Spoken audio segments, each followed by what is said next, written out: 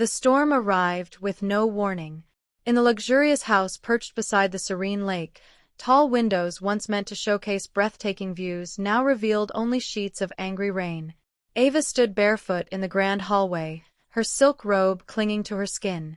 Her long hair was damp, rain-soaked from the moment she'd opened the back terrace door to secure a loose lounge chair. Now, she stared down at the puddle forming along the skirting boards. Water seeped under the glass panels, soaking the Persian rug she'd flown in from Istanbul. She cursed under her breath. This house, her house, was supposed to be perfect. A modern masterpiece carved into the hillside, facing the lake with wide decks and minimalist beauty. It was a place for peace, solitude, reflection. Not this. A loud crash interrupted her thoughts. Something heavy had fallen outside. Ava darted to the living room and flung the curtains aside. Through the warped glass, she saw it. One of the security gates had collapsed. Metal twisted, half submerged in muddy water. She grabbed her phone and tried to call maintenance, but the signal was gone. Even Wi-Fi had surrendered to the storm. Isolated. Another gust rattled the windows. The lights blinked, then died. Darkness swallowed the room. Ava exhaled slowly and lit the candles she kept in a drawer by the fireplace. Their soft glow brought a sense of calm, if only temporary. She moved to the front entrance, intruder, silent, persistent, and impossible to stop. She decided to go down to the basement. The house automation system was housed there, along with backup generators. But as she reached the staircase, she paused. A shadow moved outside. A figure. Someone was walking up the driveway, slow, careful steps against the current. A flashlight flickered. She backed up, heart racing, unsure whether to be relieved or afraid. No one should be here. The road had flooded. No one could just stroll up to her front door, unless they had a reason. A hard knock. She hesitated, then opened the door a crack. A man in a soaked police uniform stood on her porch, water dripping from his cap, his boots leaving trails on the tiles. "Ma'am," he said, his voice raised over the wind. "I need to come in." The lower roads collapsed. "Your property might be unsafe." Ava narrowed her eyes. "You walked here." He nodded.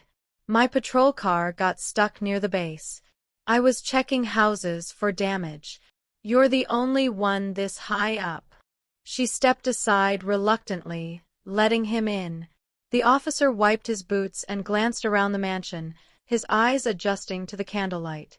"Place like this must be a nightmare to keep dry," he muttered. Ava didn't answer. She studied him carefully. Something was off. Maybe it was the way he kept glancing around the house, or how he brushed his hand along the stair banister like he was memorizing the texture. "Do you have ID?" she asked. He froze. "I'm sorry," he said. "Badge. I want to see it." He smiled, but it didn't reach his eyes. "Of course." He reached into his coat pocket, but his hand lingered too long. Ava took a step back. "Put both hands where I can see them," she said. The man stiffened. "Listen," he began, "I'm just here to help." "I said hands up," she repeated. "This house has security. Cameras. If you're lying—" "I'm not lying," he snapped. Then, as if the mask fell away, his expression changed. The politeness drained from his face, leaving only calculation. A second later, he lunged. Ava turned and ran.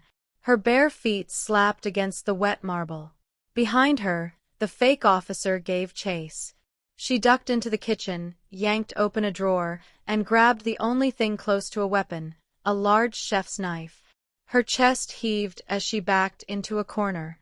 He entered the room slowly, grinning. "You shouldn't have let me in," he said. "You shouldn't have come here." For a moment, neither moved. Then, the floor gave a loud creak.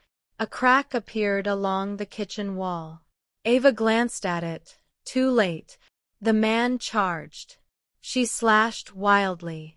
He grabbed her wrist, twisting until she cried out, but she kicked him in the shin and shoved him back. He slipped on the slick floor and crashed into the table, hitting the ground with a thud. Ava didn't wait. She bolted to the hallway, knife still in hand, and slammed the panic button on the wall. Nothing happened. The generator hadn't kicked in. The house was offline. She locked herself in the library and pushed a heavy armchair against the door. Her hands trembled as she tried calling again. Still no signal. The storm had trapped her, with him. She crouched behind a bookcase and listened. Footsteps padded down the hallway. Slow, deliberate. He wasn't rushing. He knew she had nowhere to go. Water continued to rise along the floorboards. A loud bang. He was trying the door. "You're not going to last long in there," he called out. "This place is flooding." Silence. "I know about your family," he continued. "How your father kept you hidden. How you inherited everything after the accident. You think no one's watching?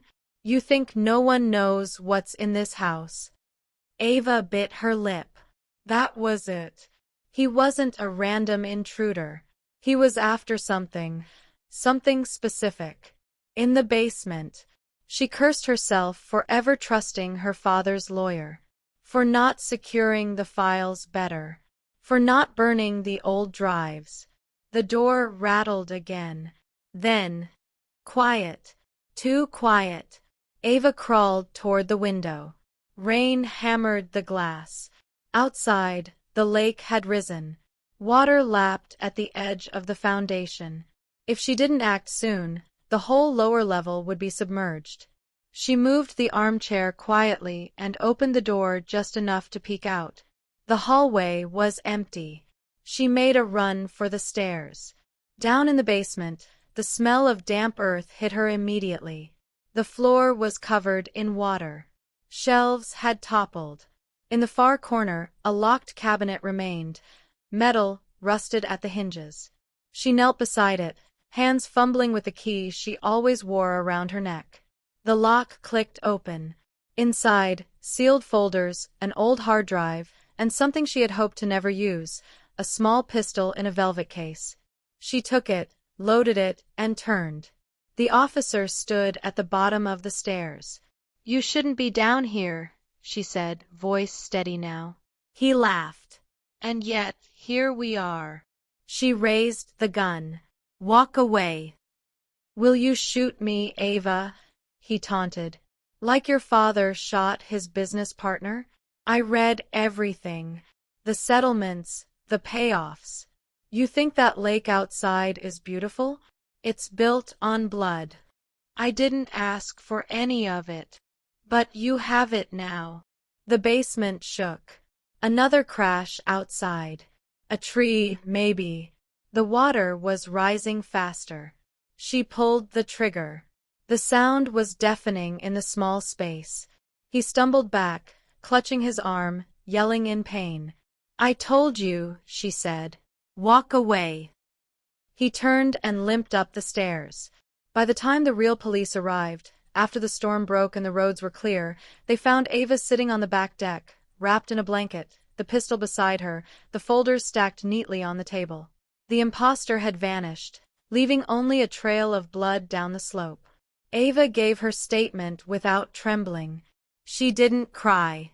She didn't ask for sympathy. Let the lake take the rest, she thought. She had finally made peace with the past. And when the sun rose the next morning, breaking over the drenched hills and shimmering water, Ava watched in silence as the light filled every corner of her house, even the darkest ones.